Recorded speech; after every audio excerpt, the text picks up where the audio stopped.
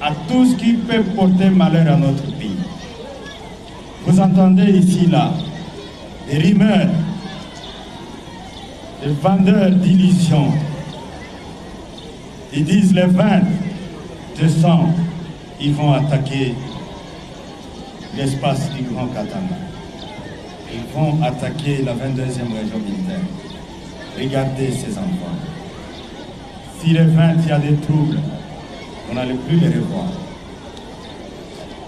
Regardez-vous, partout où vous êtes, s'il y a des troubles le 20, vous ne serez plus assis là. Dites à ces gens qui se trompent de l'époque, qui se trompent des moments, et que c'est un mensonge qu'ils donnent pour troubler la quiétude et la paix.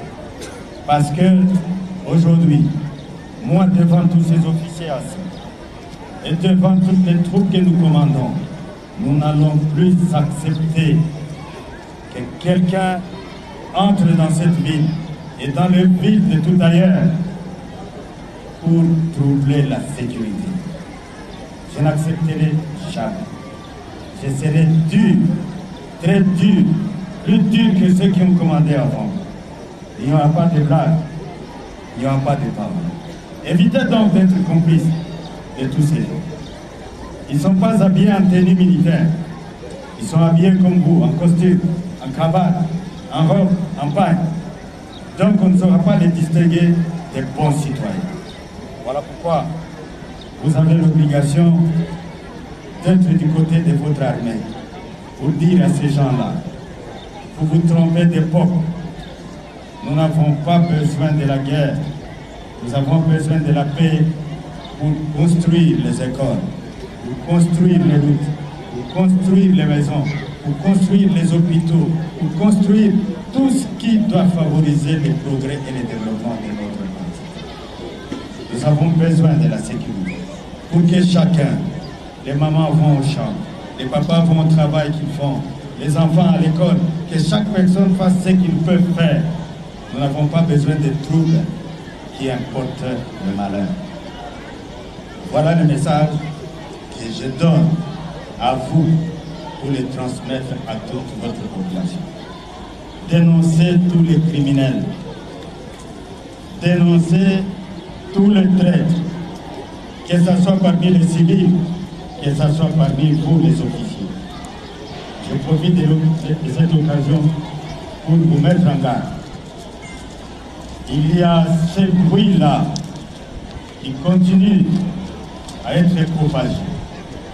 Je vous interdis, vous officiers, à travers vous toutes vos unités.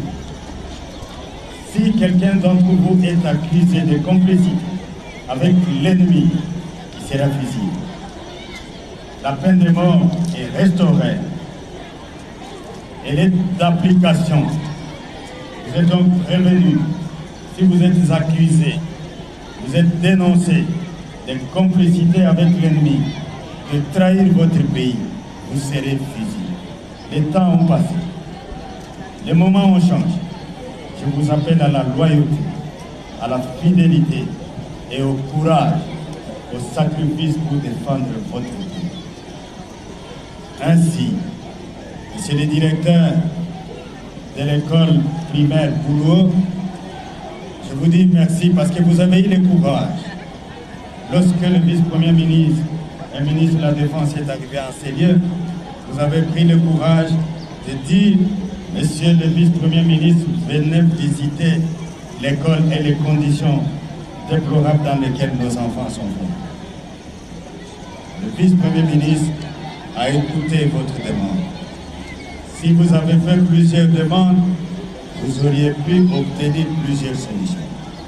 Et donc, à la prochaine occasion, si vous avez la possibilité de parler aux autorités, ne soyez pas limités. Dites ce dont vous avez besoin pour le développement de tout ce que vous faites en faveur de nos enfants.